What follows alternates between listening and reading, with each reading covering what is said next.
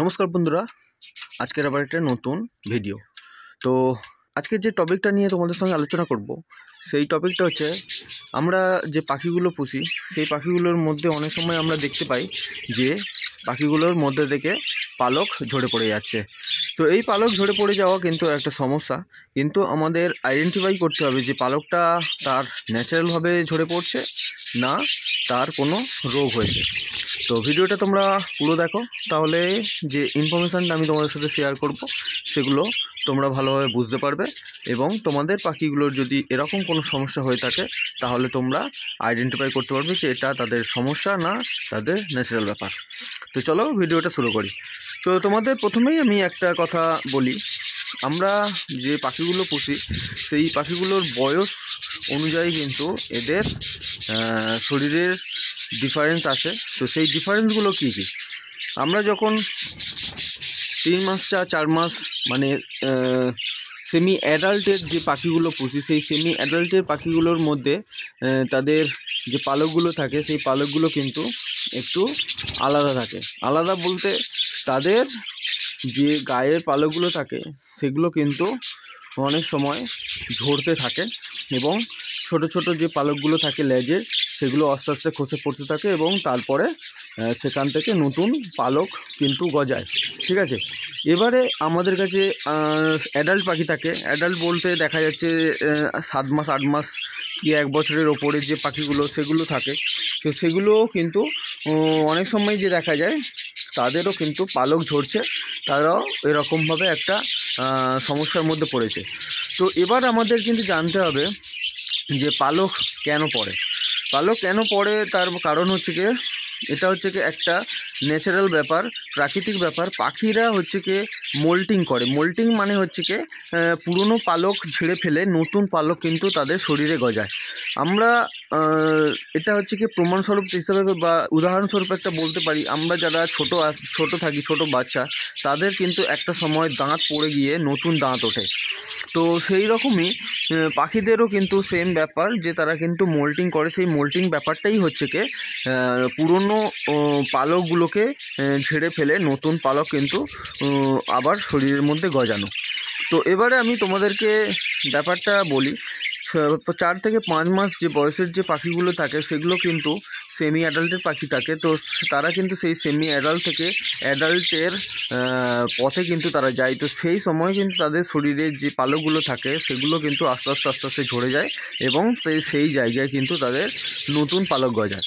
এবারে দেখতে হবে যে পালক ঝরার পরিমাণটা কত, কারণ এই সেমি অ্যাডাল্ট থেকে অ্যাডাল্টের পথে যখন পাখিগুলো যাচ্ছে সেই সময় কিন্তু পাখিগুলোর পালক ঝরে বটে, কিন্তু এতটা পরিমাণে ঝরে যায় না যে পাখিটা কিন্তু উড়তে পারে না বা পাখিটার গায়ে পালক ঝরে যাওয়ার কারণে ন্যাড়া ন্যাড়া মতো লাগছে, সেরকম হয় না। ঠিক আছে, তো এটা এবারে তোমাদের কিন্তু আইডেন্টিফাই করতে হবে। এবারে বয়সকালের যে পাখিগুলো থাকে অ্যাডাল্ট পাখিগুলো, সেগুলোরও মাঝে মাঝে হচ্ছে কি মোল্টিং হয়। কারণ মোল্টিং ব্যাপারটা এমন একটা জিনিস, মোল্টিংটা হচ্ছে সারা বছরই চলতে থাকে। ছোট ছোট পালক উঠতে থাকে, আবার সেই জায়গায় নতুন পালক উঠতে থাকে। যেমন আমাদের চুল, আমাদের সব বয়সের মানুষের হচ্ছে কি চুল ওঠে এবং সেই চুল ওঠার জায়গায় কিন্তু আবার চুল গজায়। এই হচ্ছে কি ব্যাপার। তো এবারে তোমাদের বলি, এই যে সাধারণ বা ন্যাচারাল যে মোল্টিং মানে প্রাকৃতিক যে মোল্টিং ব্যাপারটা, সেটা কিন্তু সব বয়সের পাখিদের হয়ে থাকে এবং বিশেষ করে যারা সেমি অ্যাডাল্ট থেকে অ্যাডাল্টের পথে যায় তাদের একটু বেশি হয়। তো এই মোল্টিংয়ের সময় কিন্তু কোনো চিন্তা করার কারণ নেই, কারণ ন্যাচারাল মোল্টিংয়ে পাখিদের এটা হয়ে থাকে, এটা সব ধরনের পাখির হয়ে থাকে। তোমাদের এটা নিয়ে কোনো চিন্তা করার কারণ নেই। চিন্তা করার কারণ হচ্ছে যে অ্যাডাল্ট পাখির যখন দেখবে অত্যধিক পরিমাণে মোল্টিং হয়েছে বা পালক ঝরে পড়ে গেছে, তখন কিন্তু তাদের কিন্তু একটু কেয়ার করতে হবে, সমস্যা হয়েছে মানে আশা করা যায়। কারণ এই মোল্টিং ব্যাপারটা পালক ঝরে পড়ে যাওয়া বা খসে পড়ে যাওয়ার এটার একটা ব্যাপার হচ্ছে কি, অনেক সময় দেখলে দেখা যাবে যে পাখির শরীরের মধ্যে ছোট ছোট এক রকমের মাইট বা পোকার আক্রমণ হয়। সেই পোকার আক্রমণের কারণে কিন্তু পাখি অনবরত গা ফুটে থাকে। তো এই যে ভিডিওতে আমি তোমাদের সামনে যে পাখিটাকে দেখাচ্ছি, এ দেখো গা চুলকাচ্ছে। তো এই রকম যে ব্যাপারটা, যে পাখিটা কিন্তু পাখিগুলো কন্টিনিউয়াসলি সারা দিনের মানে ম্যাক্সিমাম সময়টা তারা হচ্ছে কি গা ফুটতে হবে, কারণ এই মাইটগুলো থাকে, মাইটগুলো এই লোমের হচ্ছে কি গোড়াতে চলে যায়, গোড়াতে চলে গিয়ে সেখান থেকে রক্ত রক্ত চুষে চুষে খেয়ে নেয় এবং পালকগুলো কিন্তু খসে পড়ে যায়।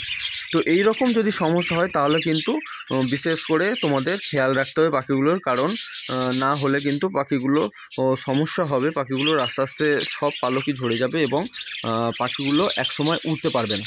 তো এক্ষেত্রে তোমরা দেখতে পারবে যে মোল্টিং যখন এই মাইটের বা অন্য কোনো পোকার কারণে হবে, তখন কিন্তু তোমাদের ওষুধ দিতে হবে। কারণ মাইটের এর আগে আমি যে ভিডিও বানিয়েছি সেই ভিডিওতে দেখানো আছে, বলা আছে যে মাইটের উপদ্রব হলে কী দিতে হবে। তো আমি তবু আরেকবার বলে দিচ্ছি, মোটামুটি আমরা ন্যাচারালভাবে যদি এর মোকাবিলা করতে চাই বা প্রতিরোধ করতে চাই, তাহলে তোমাদের চেষ্টা করতে হবে যে নিম পাতার যেটা আছে সেই নিম পাতা জলে ভালো করে ফুটিয়ে সেই জলটা ভালো করে এদের গায়ে স্প্রে করে দিতে হবে। এবং অনেক সময় যদি ন্যাচারালভাবে উপায় না হয় তো সেক্ষেত্রে তোমাদের চেষ্টা করতে হবে যে ওষুধ আছে সেই ওষুধগুলোর মধ্যে একটা খুবই কার্যকারী ওষুধ, সেটা হচ্ছে যে নোটেক্স পাউডার। এই নোটেক্স পাউডারটা হচ্ছে কি খুবই সুন্দর কাজ দেয়, আমি হচ্ছে কি ইউজ করি।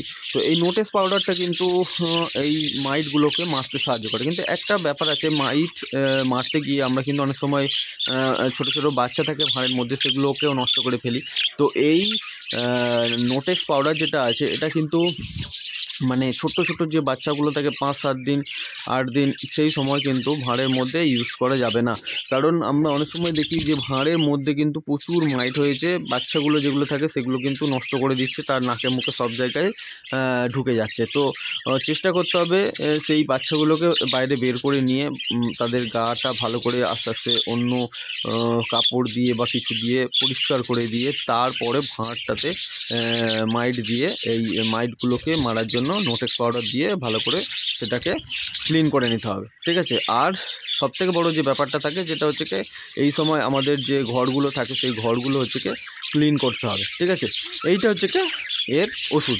তো এবারে তোমাদেরকে একটা জিনিস মানে বলি যে এটা আমরা অনেক সময় বুঝতে পারি না যে মাইটের কারণে হয়েছে না ন্যাচারাল কারণে হয়েছে। তো এইটা বোঝার উপায় হচ্ছে কি সবথেকে বড় ব্যাপার যে পাখিকে অবজার্ভ করা। পাখিকে অবজার্ভ করা কেন বলছি, তোমাদের কাছে যদি সেমি অ্যাডাল্ট বা 5-6 মাস 4 মাসের বয়সের যে পাখিগুলো থাকে সেগুলোকে তোমরা কিন্তু দেখতে হবে, তোমাদের কন্টিনিউ দেখতে হবে যে এদের মুভমেন্টটা কী আছে, এরা কি করছে। আর আরেকটা ব্যাপার আছে, তোমরা তো ঘর পরিষ্কার করো, তো এই ঘর পরিষ্কার করার সময় কিন্তু তোমরা দেখতে পাবে, বুঝতে পারবে যে তোমরা প্রত্যেক নিয়ত সপ্তাহে 2 বা 3 বার হয়তো পরিষ্কার করছো ঘর। সেই সময় যে ঘর পরিষ্কার করার সময় যতগুলো পালক তোমরা ঝাড়ু দেওয়ার সময় পাচ্ছ তার থেকে বেশি পাচ্ছ কি না, ঠিক আছে। তো এই ব্যাপারগুলো তোমাদেরকে কিন্তু নোটিস করতে হবে, এটা কিন্তু অনেকে নোটিস করে না। তো এবারে দেখা যাক, এবারে অনেক সময় অনেকে বলতে পারে যে পাখি তো আমি যে ভিডিও বানাচ্ছি তার মধ্যে অনেক পাখি কন্টিনিউয়াসলি গা ফুটে আছে। তো দেখো একটা ব্যাপার থাকে যে পাখির যে পালকের যে সাইন ব্যাপারটা সেটা কিন্তু আসে পালক মানে লেজের যে ঠিক লেজের গোড়ার দিকে ওদের একটা মানে তৈল গ্রন্থি থাকে। তো সেখান থেকে ওরা তেল নিয়ে হচ্ছে কি ওদের পালকগুলোতে মেশাতে থাকে যাতে ওদের পালক সাইন করে, এবং এই পালকে জল পড়লে সেই জলটা পালক ভেদ করে শরীরের মধ্যে না যায়। এটা কিন্তু মানে প্রাকৃতিক ব্যাপার, এটা প্রত্যেকটা পাখি কিন্তু করে। তো সেক্ষেত্রে এটা চিন্তা করার কারণ নেই, কারণ ওরা সারা দিনের কিছুটা সময় যখন পারবে মানে প্রত্যেকটা টাইম ওরা কিন্তু নির্ধারিত কোনো সময় নেই, তো ওরা এটা করতে থাকে ওদের পালকগুলোকে, বা অনেক সময় পালকের ভিতরে নোংরা থাকে তো সেই নোংরাগুলোকেও বের করা, এইগুলো কিন্তু ন্যাচারাল ব্যাপার। তো কিন্তু ন্যাচারাল ব্যাপারের পরে আমাদের আরেকটু ভালো করে খেয়াল করলে তখনই বুঝতে হবে যে মাইট হচ্ছে কিনা। আরেকটা ব্যাপার, মাইট হচ্ছে কি আমরা যদি পাখির ঘরে প্রবেশ করি, পাখির ঘরে কিছুটা সময় অতিবাহিত করি, তখন কিন্তু দেখা যাবে যদি মাইট থাকে আমাদের গাগুলো কিন্তু মানে পা বলো হাত বলো এগুলো কিন্তু আস্তে আস্তে আস্তে আস্তে সসর করবে, মানে একটা মানে স্পর্শ অনুভব হবে, যেগুলো আমরা চোখে দেখতে পাবো না কিন্তু মনে হবে যেন এখানে কিছু আছে। তো এই রকম ছোট ছোট ব্যাপারগুলো মানে ভালো করে দেখলে একদম ছোট্ট যে পোকাগুলো সেগুলো হচ্ছে কি মাইট। তো সেই রকম কোনো যদি তোমাদের মনে হয় যে এরকম কিছু অনুভব হচ্ছে, তখন কিন্তু বুঝবে তোমাদের পাখির ঘরে মাইট হয়েছে, ঠিক আছে। এছাড়া এমন কোনো ব্যাপার নেই। আর আমাদের ঘরগুলো যেগুলো আছে পাখিদের, সেগুলোকে একটু ভালো করে পরিষ্কার রাখতে হবে, কারণ অপরিষ্কারের কারণে অন্যান্য ভাইরাস ব্যাকটেরিয়ার কারণে পাখির গা কিন্তু নোংরা হয়ে যায়।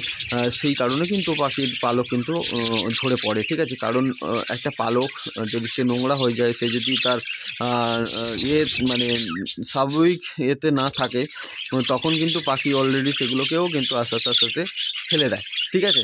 তো এইটা হচ্ছে কি ব্যাপার। সাধারণ মোল্টিং বা সাধারণভাবে পালক পড়ে যাওয়া বা অস্বাভাবিক মোল্টিং মানে কোনো রোগের কারণে পড়ে যাওয়া, এটা হচ্ছে কি মূল বিষয়বস্তু। এইটা তোমাদেরকে আমি খুলে বললাম, তো অবশ্যই তোমরা বুঝতে পারলে।